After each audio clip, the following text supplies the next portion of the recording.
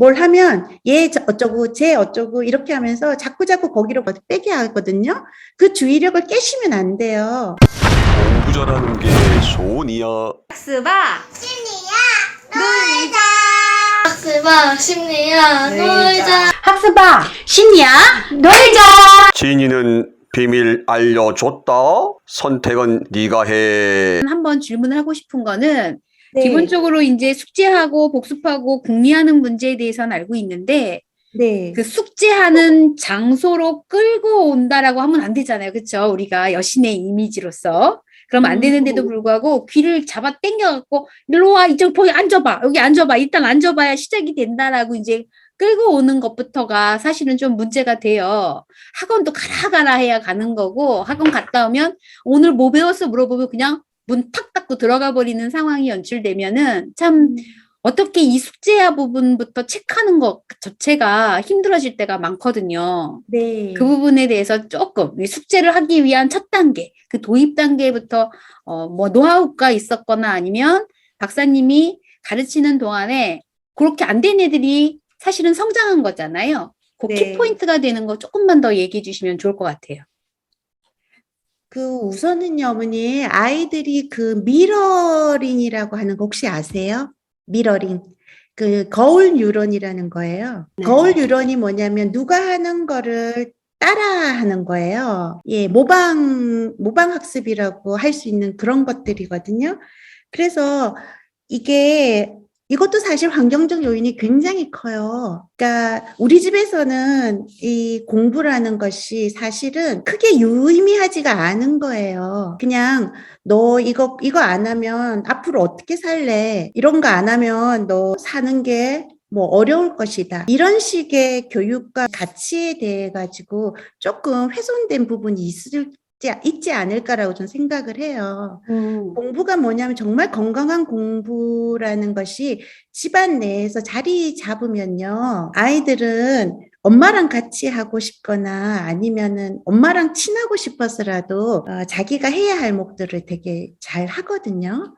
그래서 저는 뭐냐면 이 집안 내에서 공부라는 것이 건강한 흐름으로 흐를 수 있도록 엄마들도 성장하시고 아이들이 마치 숙제를 안 하는 죄인이나 체크하는 상태가 아니고 정말 관심을 가지고 가슴으로 얘기하셔야 된다고 생각해요. 그럼 박사님, 네네. 숙제해야지. 너 이렇게 돼갖고 너 어떻게 할래? 보통 엄마들은 그렇게 말하잖아. 아, 너 그따위로 하면 아무것도 못해. 뭐 이렇게 얘기하거든요. 편의점 알바밖에 못해. 뭐 이런 식으로 하잖아요. 네네. 그런 생존과 절대, 연결시키죠. 그렇죠. 네. 절대 하지 네. 말아야 될 몇 가지를 좀 알려주시면 엄마들도 도움이 될 것 같아요. 보통은 등짝심의식이 먼저 나간다든가 폭언으로 연결되는 경우도 꽤 많거든요. 무엇으로 폭은요? 네. 네, 하지 말아야 존중하셔야 되는 거? 됩니다, 어머니. 그리고 아이들을 표현하는 정말 방법. 존중하셔야 됩니다. 그게 아이들의 자존감에 굉장히 영향을 미치거든요. 그래서 우선은 그럴 때는 일단 말씀을 안 하시는 게 맞죠. 그리고 저는 많은 부분이 우리들이 먼저 변해야 된다고 생각해요. 그래서 이제 언어가 아까 말했던 교육자가 무의식적인 환경이라고 그랬잖아요. 그렇게 하면 이 아이는 나는 그런 정도의 사람이다라고 생각을 하게 돼요. 벼룩을요, 투명한 컵에 담아서 벼룩이를 이렇게 뚜껑을 닫아 놓으면은요, 걔가 몇 번 뛰다가 안 띄어져요. 못 나가는 걸 알죠. 그러면 그 컵에 커버를 벗겨 놓으면 얘가 절대 안 나가요. 그래서 그 무한 가능성에 대한 상처를 내놓으시면 안 돼요. 자기가 얼마나 뭐든지 할 수 있는 사람인지에 대해서 본인이 미리 제어할 수 있도록 하는 게 그런 말씀이나 그런 행동들이 될 거고요. 두 번째, 제가 하면서 정말 소름 끼치게 걱정되는 게 있어요. 그게 뭐냐면 성적과 그 아이의 존재감하고 너무 밀접하게 연결을 지으셔가지고요. 일관적이지 않게 아이에게 반응하시는 분들이 많으세요. 그러면 뭐냐면 내가 공부를 잘 해야만이 엄마한테 사랑받는 존재구나라고 생각을 하기 시작을 해요.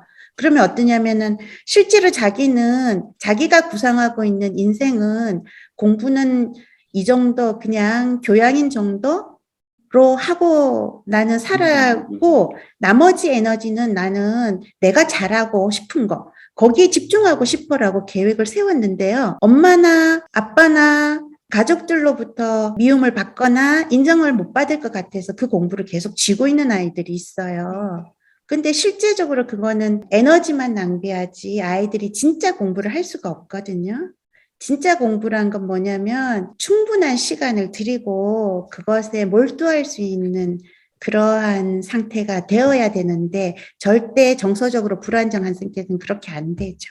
그다음에 세 번째, 애들이 정말 책을 읽든지 공부를 할 때 부르지 마세요. 뭘 하면 얘 어쩌고 쟤 어쩌고 이렇게 하면서 자꾸자꾸 거기로부터 빼게 하거든요. 그 주의력을 깨시면 안 돼요. 그래서 그것이 시간이 갈수록 이렇게 정말 든든하게 키워질 수 있도록 그거를 깨지 않도록 아이들을 잘 살펴보셔야 돼요. 정말 잘 대답해 주셨어요. 제가 이 부분에 있어서는 이제 어머니들한테 부탁하고 싶은 게 있어요. 그게 뭐냐면, 아이들 공부하는데 왜 부모 양육태도 검사를 해? 부모의 양육이 아이들의 공부에 굉장히 중요하기 때문이잖아요. 그런데 우리나라는 유교 사상이 팽배해 있어요. 그래서 공부 잘하는 게 최고라고 생각을 하지만 사실 사람의 그 적성이라는 게 학문만이 적성은 아니에요. 그랬을 때 어머니들이 아이들한테 얘네가 1등을 하던 뭐 기본을 하던 공부를 하기를 바라는 그 마음이 누굴 위한 건가 이렇게 가슴에 손을 얹고 이렇게 한 번씩 생각해-보는 시간을 가졌으면 좋겠어요. 내 아이를 바라보고 그리고 내 아이한테 내 아이가 어떤 엄마든지 어떤 부모님이든지 내 아이가 잘 살기를 바라서 그래서 공부를 잘 하기를 바래요. 그런데 이게 정말 누구를 위한 걸까? 그걸 곰곰이 생각해 보시면 아이도 보이고 나도 보이는 시간이 될 거예요. 여러분 건강하시고요. 구독과 좋아요는 사랑입니다. 감사합니다.